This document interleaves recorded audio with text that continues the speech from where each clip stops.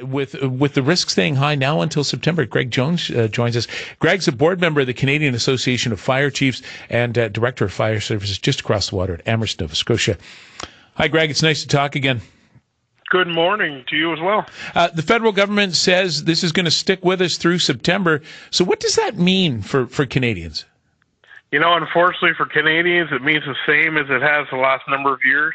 It means we still need to be very cautious with our fire safety practices, and we need to be ready to act rapidly, and we need to follow any given instructions from emergency officials, particularly around the wildfire season right now.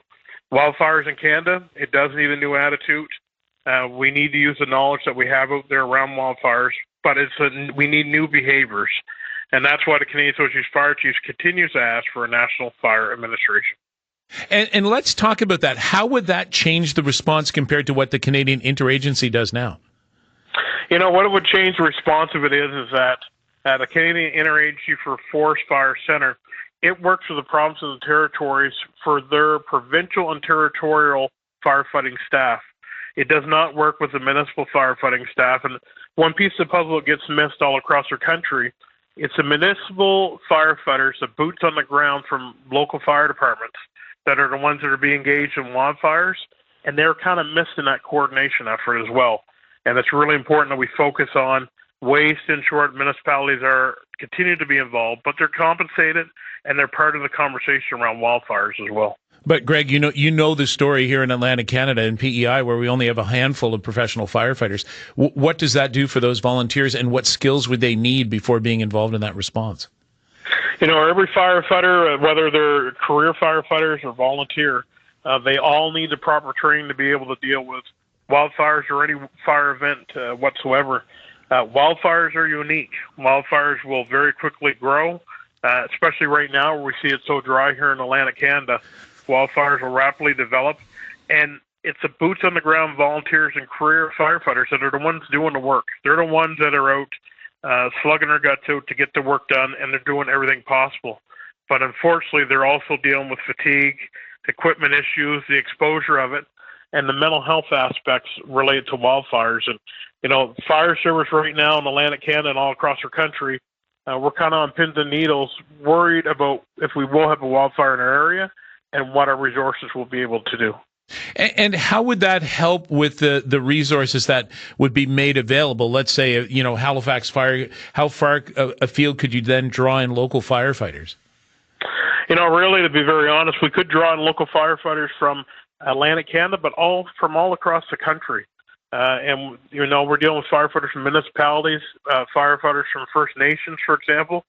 There's all kinds of firefighters out there that can be used, but there's no way to coordinate their use. The National Fire Administration, that's just one piece of the puzzle that they could take care of at the government level and make that move forward.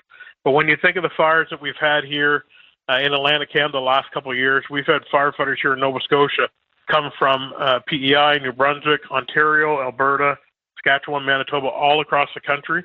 But we also sent resources from Atlantic Canada to other jurisdictions as well. And that's one part that sometimes is missed. But it's also one part that's lack of coordination around it. And I see, I think the federal government said it spent $540,000 to train 100 new community firefighters. That sounds expensive. Is that enough to handle the wildfire risk? Unfortunately, the fire service will take any funds we possibly can for training, but training for only 100 firefighters, that's only a drop in the bucket. Municipalities all across our country and the provinces and territories put tremendous amount of money into training their firefighters for wildland fire training and other events as well. And that's just one drop in the hat. But we need more leadership at the federal level. We need to be proactive instead of reactive. And the unfortunate part right now, that piece of that money, the funding, that's only one piece of the puzzle. We need to be aware of stuff well in advance. So at the boots on the ground, we can start buying equipment now for things 2 and 3 years out. Yeah. So what kind of equipment would be needed, do you think, in our region, or most needed right now?